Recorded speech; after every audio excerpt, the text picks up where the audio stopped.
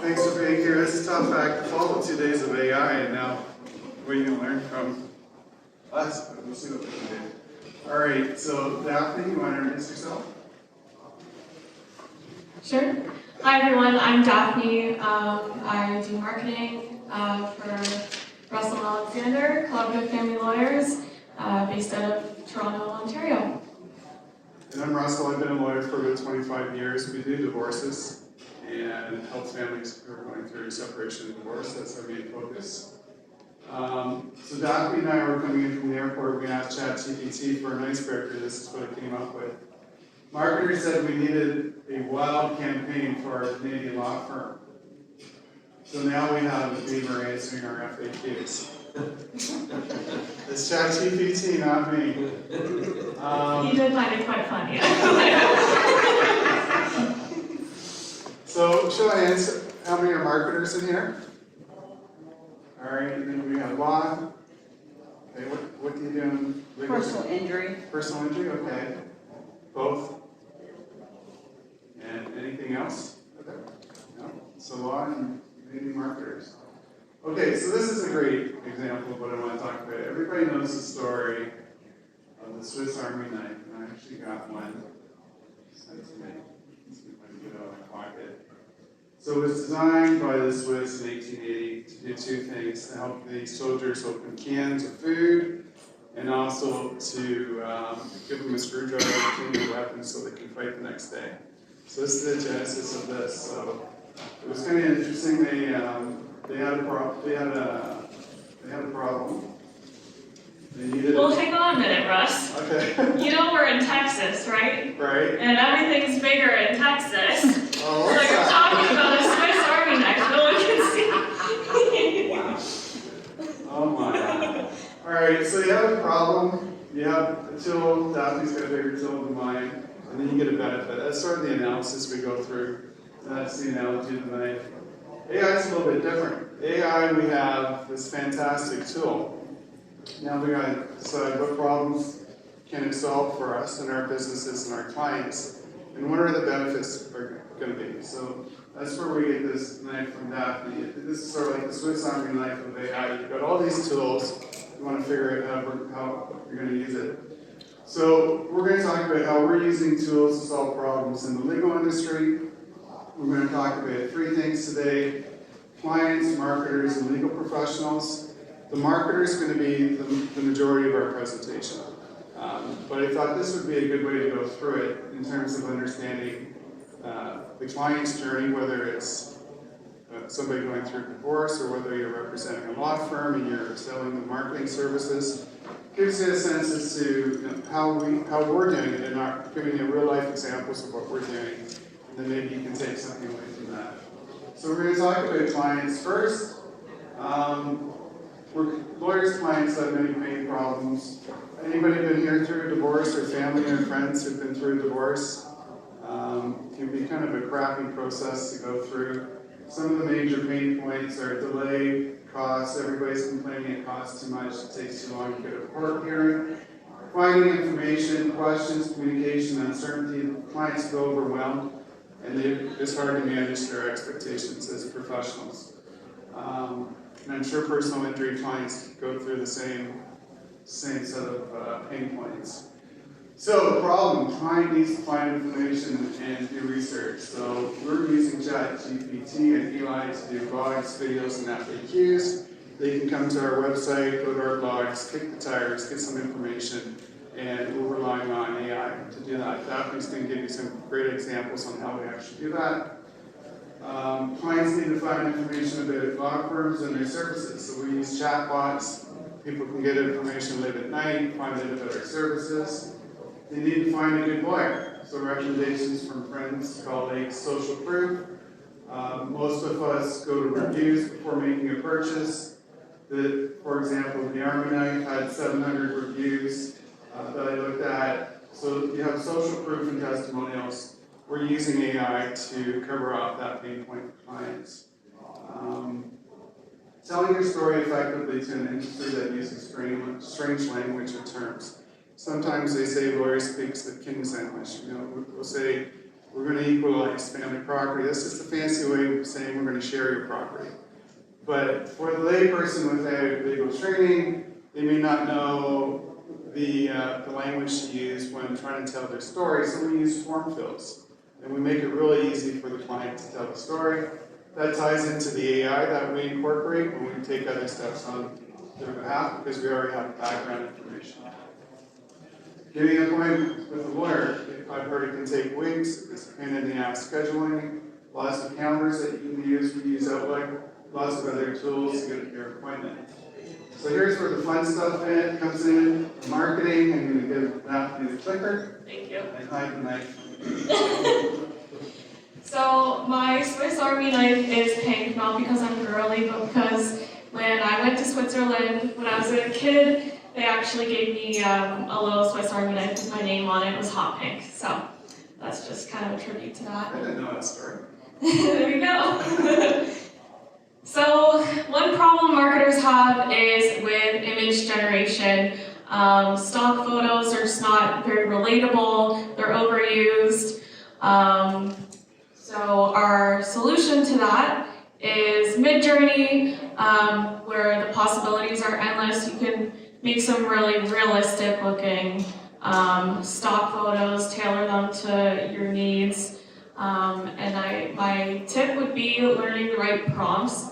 There's tons of resources on how to find the right prompts. You can put in what kind of camera to use, and you can be really creative with it.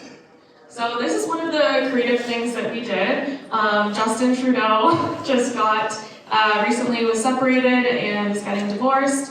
He's our Prime Minister, by the way. And so we used Midjourney to come up with some photos of him and his wife or another woman, or and then we used it for our blog photo. So it's a way to kind of get around having to pay a lot of money for a picture of a celebrity. One tip for this would be putting in like paparazzi shot in your prompt to get kind of a candid, more realistic looking photo. This is just another cool one that we got from Midjourney as well, that we used on our blog. This is another use of Midjourney again. So Russ mentioned our chatbot, which we have through HubSpot on our website. This is actually someone we've created with Midjourney, and I decided to call her Aubrey the Avatar, so that our team can remember who Aubrey is when the client says, "Oh, I was talking to Aubrey," and da-da-da, that's who that is. And so we added her photo to our web chat in the corner here to make it more personal, and the new conversations actually doubled since doing that. Another problem marketers often have is video creation. So if you're in the industry, you do any content creation, you know a lot goes in behind the scenes. You know, it takes a lot of time to prepare everything, to write the script, put it on the teleprompter, take multiple takes when people mess up, do the editing, review it, da-da-da, it goes on and on. So this is kind of an evolution of our film creation over time. So about a decade ago now, I'd say, they had a camera crew come into the law firm, do the videos, which is an expense. You can see all the scripts on the teleprompter, on the tripod there. Pretty terrible. We did takes, we had multiple camera angles with the DSLR. We then did some Zoom recordings for podcasts and stuff. It was popular during the pandemic. And then we got a gimbal, which is like a Steadicam. It's this really cool tool if you don't know. And we shot with that a lot outside, did some walking shots. Then we got a meeting owl as well. And then moving on, so now we shoot with an iPhone, and we also have another solution. So rather than having to shoot with a subject, we are using this tool called Eli. I don't know if that's how you pronounce it, but that's my favorite way to pronounce it. And it basically cuts all that time down into a fraction. So a few minutes of filming with your subject turns into a lifetime of content. So I'll kind of explain what this is. So it's basically an avatar of a real person. So you can film with this real person. It clones their voice and it clones their visual appearance and turns them into an avatar. So when you're filming in the future, filming with this person, there's actually no prep, just preparing things on your end digitally. And there's absolutely no setup, which is great. And I'm going to show you our avatar now. Hello PUBCON attendees, I'm Russell Alexander. Well, not the original version, the new and improved version. Oh, he's standing right over there? Awkward. Anyway, embrace AI, my friends. We're here to help, not take over yet. Go forth, market like a boss, and remember, marketing should be fun. ChatGPT wrote that last part about taking over. It's supposed to be humor. So video creation, we also use AI for the distribution. So we use ChatGPT to write the video outline. One strategy we use is we've had video content for years now on our YouTube channel. And so we're going back to those older videos that performed well, that are outdated, or if they were shot by people that no longer work at our company, we don't really want them on there anymore. So we're pulling that transcript, putting it into ChatGPT, having it update it, also getting it to some real humans to just verify for legal knowledge and accuracy. And so, yeah, it also creates video outlines if you want to be a bit more creative, and does a really cool job at that as well. So ChatGPT, we also use it to put the YouTube title, to write the description, and even puts hashtags in there for you too. It will write the tags. It writes the tags in bullets, I think. And I just ask it to use a comma instead, and then you can easily paste that in your tags. First comment, it'll also write your first comment. So, really helpful. Quick question, does anyone know what ChatGPT stands for? I do. Marie? Well, I mean, chat is chat, but then general pre-trained transformer. Yeah. Thank you very much. Or generative, yeah. Yeah, I think that qualifies for the prize. I got it wrong though, I said general, it's generative. Oh. Do I still get it? You know. Thank you. So some more tips and tricks using ChatGPT or similar models is a content calendar. You can have it generate a content calendar specific to your needs and export that. Marketing campaigns, we have a new book coming out shortly, and it's been great for doing promotion on social media, making sure we have unique content every day leading up to the launch. Blogs. So one prompt I put in for blogs was, give me ideas for blogs about the industry that aren't highly covered, that are highly interesting. And so it gave us 10 different ideas, and I said, write the blog for each one, and it did. And again, we have humans, articling students review it, and then we post it on our blog after going through and optimizing everything as well. Another trick is to write captions for social media. We use a program called Later to do our scheduling for a lot of our platforms. I think it's really great. and it has an integration in there, like an AI feature to write captions. It also has one for hashtags. Another one is job posts. So we recently had it write our marketing event coordinator job post, which ended up getting some really qualified candidates, and one of them that actually is a really great fit. Well, you used ChatGPT last night to write the offer of employment, and she accepted it at like 9:30. Yeah.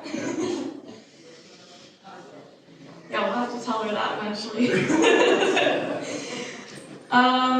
So another one here is a list of local directories, good for backlinks. So asking ChatGPT for specific ones that you can reach out to and get your firm out there. This is a really cool initiative. So we have the Law Scholarship every year, and one of our essay questions was, how do you see artificial intelligence or innovative technology impacting the family law field in the next 5 to 10 years? So that's part of the application. And we had someone answer and talk about Midjourney and how he kind of did a metaphor for Midjourney in the legal profession. It was really great. So he ended up winning our scholarship. It was actually the first year also that we received a lot of applications from ChatGPT written essays. So there was a lot to filter through. You are the Russell Alexander Law Scholarship winner. Wow. Oh, sure. That's awesome. Very happy to hear that. Thank you so much. So that was our winner. You can watch the whole video on our YouTube channel, FamilyLLB. And show of hands, so how many of you read responses to reviews before purchasing? Okay. Probably a good crowd to ask that question to. So you can also use ChatGPT to respond to reviews, and you should do this. And the reason you should do this is because you can optimize the response for the algorithm SEO, and you can also improve client conversion, especially for this target audience here. They're reading the responses. And some tips on how to do this. So you can actually use AI to write more personal responses, which is kind of an oxymoron, by using the prompt in the tone of the person who was mentioned in the review. So if they mention one of our lawyers, we write it from the perspective of that lawyer and address them and say a genuine thank you. And ChatGPT also pulls whatever relevant information is in the review, kind of regurgitates it back just to add that personal touch. I'm going to pass it back to Russ. All right. Thank you, Daphne. So legal professionals.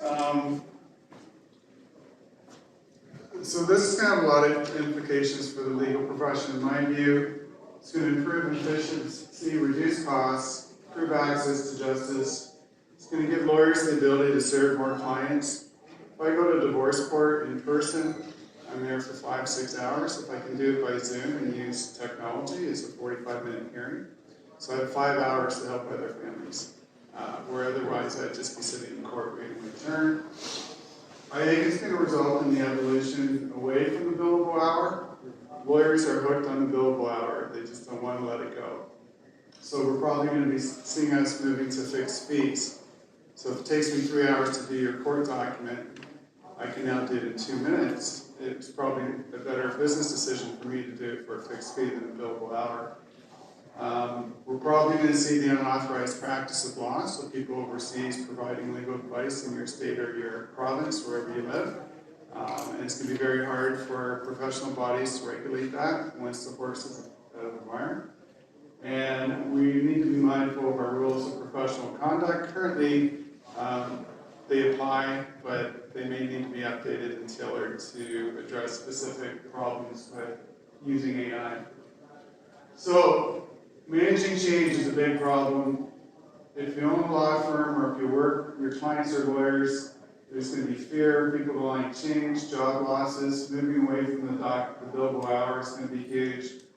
Considering how you're going to implement block fees will be huge, and learning about AI. So these are all roadblocks my firm is facing. Everybody knows Charles Darwin. We know what he's famous for? His quote? Pardon me? Survival of the fittest. Survival of the fittest. Close. It's not the strongest of the species that survive, or the most intelligent that survives. It's one that's most adaptable to change. So some people think it's the strong survive, but it's the people who are prepared to adapt. So our custom AI tools, intake, customer acquisition, financial data gathering, complex legal drafting, these are the pain points in our firm. Getting a reporting out letter quickly, doing a financial statement. If you've been through a divorce, basically it tells us all the assets, all the income on their date of marriage, date of separation, and we have exclusions. If you have an inheritance or a personal injury award, that may be excluded. So there's a lot that goes into there. Disclosure brief. So when you ask the client for the information, they show up with the banker's box full of documents, with credit card statements, with coffee stains on them, and all the rest of it. So that's a real nuisance to go through that and make sure it's in the correct order, with the correct dates. The application and the answer, I think in Texas they call it an application and petition. And then final reporting letters. We may be done your hearing, but it's going to take the court 2 to 3 months to issue your court order. We've already moved on to another case. So when we get the court order, usually we've got to get this report done, but it's not one of our top priorities. And it's a bit of a pain for law firms to get the final reporting letters out. So these are the pain points. We're using a company out of Seattle called Doc Equity, who customized software for us. The initial reporting letter, we talked about that briefly. Financial statements. So what we do is we take that box of paper, we scan it in, we put it into the AI, it produces the financial statement in minutes. And we still review it to make sure it's accurate. The disclosure brief, it organizes all the disclosure by account, by dates, by balances, and it provides us with a brief, all tabbed nicely that we can hand up to the court in a digital format. Again, we'll go through it to make sure it's thorough, but we're now taking that 3-hour process and bringing it under 10 minutes. The court application. So this is, if you're going to court for your divorce or support or division of property or parenting your children, we take that intake form that you filled out when you're shopping at 12 o'clock at night, seeing what firm you're going to be using. We add in another 13 or 14 questions that we would usually ask you to complete your court application. So you fill that out, we put it into the AI. The AI creates the court application for us, all prepared in the proper form, in the proper format, with all the history and all the data. Again, we go through it. We have 23 lawyers on staff, so the AI knows the style of the writing of each lawyer. So if Daphne was a lawyer, I'd say prepare this application in the voice and style of Daphne, and then the AI produces the document using that lawyer's particular technique. Same with the answer that responds to the court application, final reporting letters. What we do with the final reporting letters is really neat. We get the court order and we just drop it into AI. AI produces the final report based on that court order instantly. So we don't have to go through the correspondence brad. I don't know if you've ever seen a correspondence brad where basically all the letters get put on a brad and reverse chronological order and try to figure out what happened with the case. AI has done it. And there may be a couple loose ends that we put in if we need to divide a pension, or if there's a limitation period, or if there's some legacy planning, we'll include that. That's not part of the court order. But this really streamlines the process. And again, we're using Doc Equity for that form. So another pain point we have, taking minutes at meetings for settlement notes. So we run a lot of meetings. We have client meetings, staff meetings, we interview new hires, management meetings weekly. We use a program called 90 that works with the EOS system, Entrepreneur Operating System. Collaborative practice meetings where we have everybody together discussing settlement. We do town halls, webinars, and press conferences. We use Read and Fireflies to, if you're on a Zoom call, it just looks like another Zoom box, but it keeps track of everything that goes on in the meeting. And then it sends you a report that looks like this. It sends you a summary. It breaks down the meeting by chapters. It gives you action items, so if people are supposed to take certain steps in that meeting, it'll list that A. It'll give you the readability score, the engagement score, the sentiment that was happening at the meeting. You can do a deep dive, you can have a trailer, you can have highlights of the recording. But it also rates participant engagement and charisma and sentiment and bias, all coming from AI based on whatever is happening at that particular meeting you're attending. So for the executive team in my firm, this is great. If somebody's on vacation, they get a summary of what the meeting that they missed, they can catch up and be up to speed for the next week's meeting. Really effective tool, lots of potential. I think that we do virtual events every 2 weeks where we do live educational seminars by Zoom. We use Zoom, YouTube, Canada, search response to help us organize the information, to do the outlines, to do FAQs or seed questions for the presentation. And then once we get that, we can remarket it 7-8 times and send it through the funnel. So you have the Zoom recording, you create a YouTube video, you do a podcast, you do a blog post, you do snippets, you can do a checklist. This is an invaluable resource of getting content, plus you get to cross-promote with other experts in different areas of the field. And you get their contacts as they're promoting the event into your funnel. So I was playing around with ChatGPT in December, and I thought it was really cool. So I had to write the outline for this book, and then we did the chapters. So we have the draft outline in January, and I have a research lawyer and an editor. We've been working on it for 7 months. This book is actually being delivered to our office today or tomorrow, so we're pretty excited about it. So this is another thing to talk about, right? Another thing to market, another way to be top of mind for your clients is to produce these books. This is our 4th book that we produce, and it's a really effective marketing technique, and it helps establish your clients or your firm as a leader in this particular area. So we use ChatGPT. Daphne did all the artwork with Midjourney and Photoshop, so we've got these really cool AI-generated kind of futuristic images for the beginning of each chapter. We use AI to get interesting stats about the development of AI, and we sprinkle that throughout. So it was a lot of fun to be kind of creative in terms of what we came up with. Daphne did this cover using AI as well. And didn't quite fit, so she did what tool did you use to stretch it out a bit? Photoshop beta. Yeah. So you can use other programs with the AI just to make it fit whatever your particular need is. So tips and traps. What do we got here?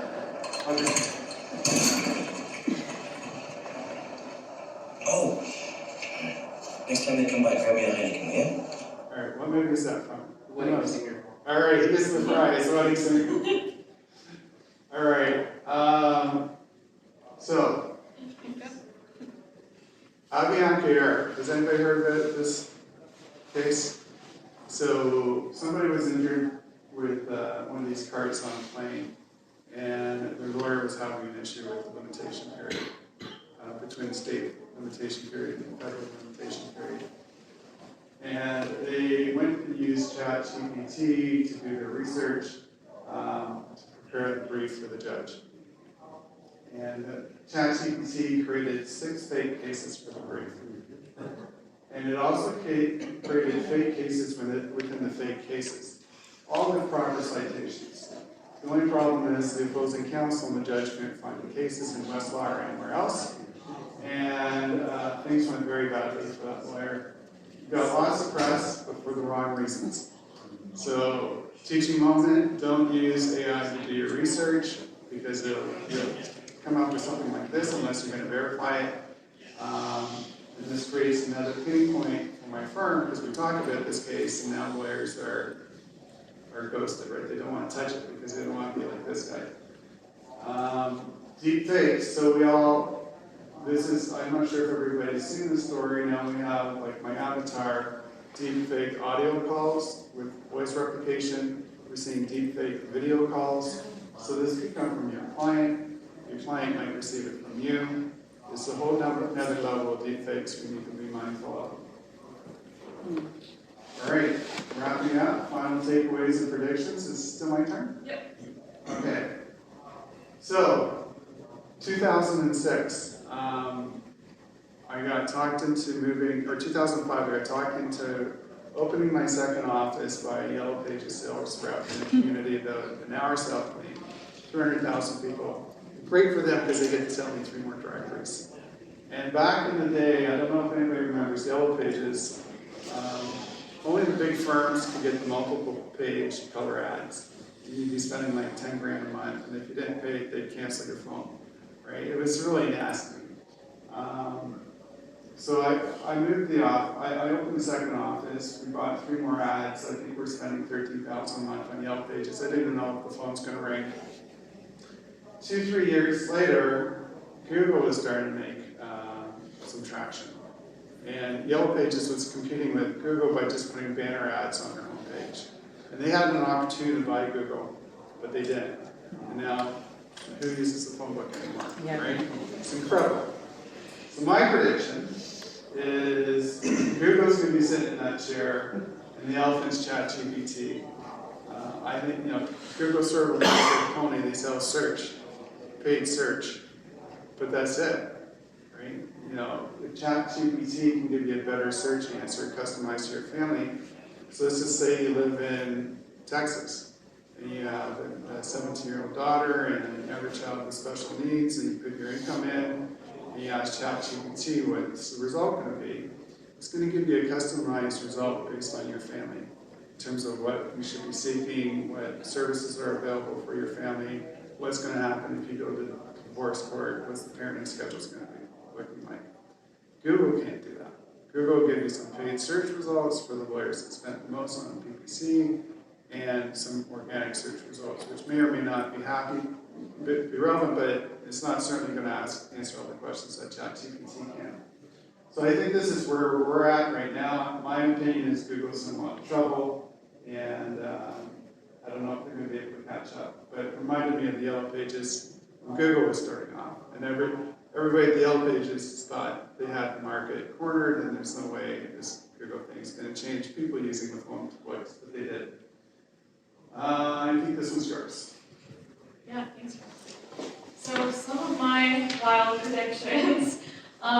Social media influencers are really big, obviously. And so one of my predictions is that there will be AI influencers created with avatars with their own voice. They're completely AI and they have a huge following and emotional attachment.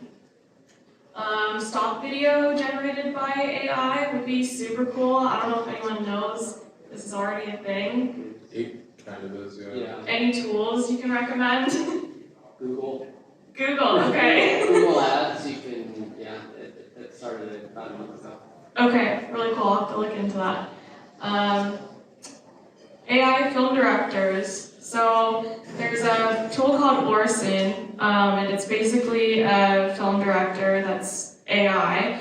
So it was trained on psychology and how to ask certain questions when interviewing someone to get a certain kind of response. They put the footage together and make a video. So my prediction would be for AI therapists. Love and relationships.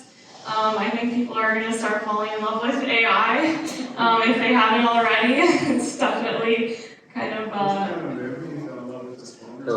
her, yes. Her, yeah.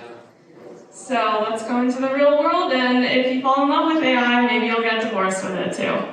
It's good for us, right? It's great. So this takes us back to the original idea. You got a problem. What tool are you going to use? What's the benefit going to be? So that's an effective way to think about it, I think. AI's got all the tools, he's got more to understand how you can implement it for your clients or for your firm or your business, and that's a wrap. Thank you guys.